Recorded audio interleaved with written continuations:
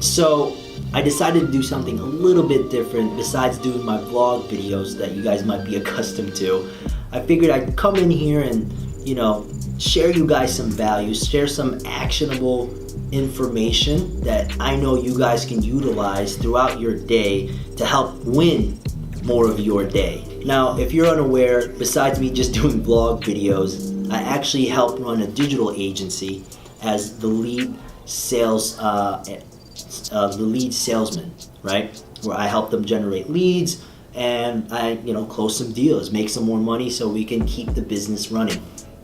Now, I never thought myself to be a sales person growing up, but as I, broaden up my awareness of sales, tactics, strategies, leaders who are in sales, who position themselves as an authority and have successful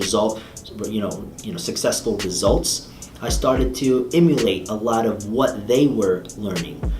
So I've acquired mentors and again, reached out to leaders and read a lot of books to obtain more skill sets to advance me as a salesperson.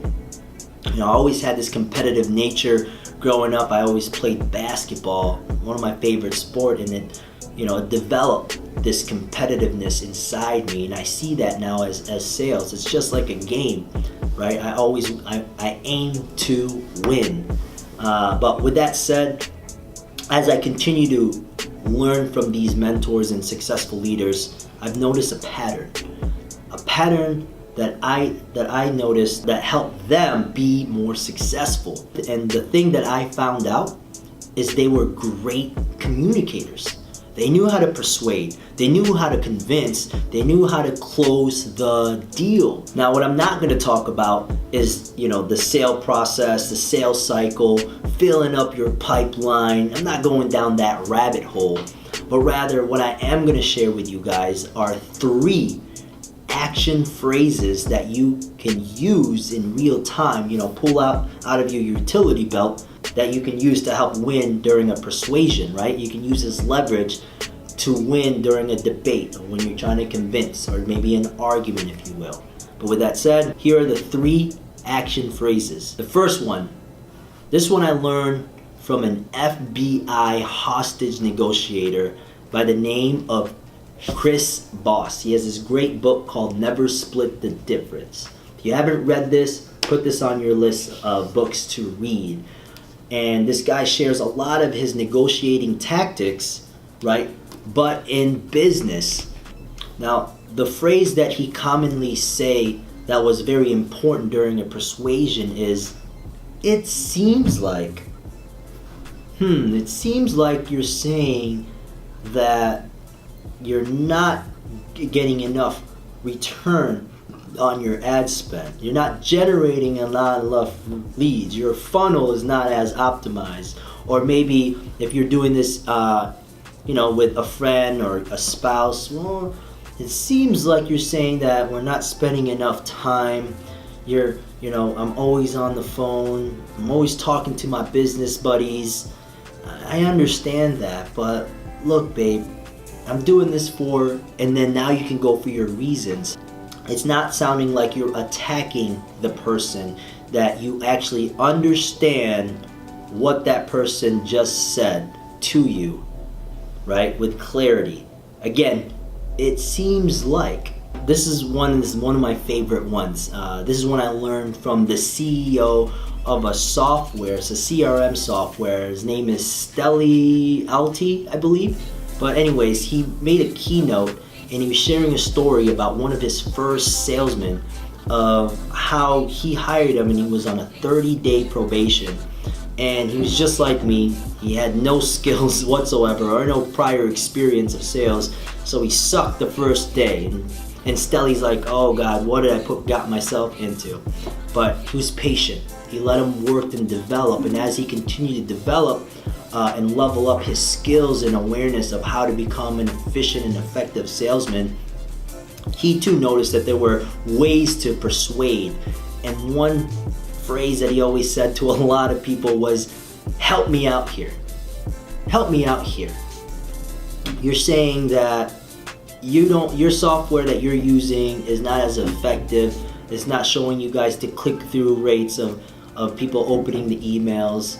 You know, he used it all the time. He even shared a story where he used it to pick up girls at a bar. He would say, help me out here, ladies. You know, what do I have to do to convince you so I can buy you guys some drinks so we can have a good night? Help me out here.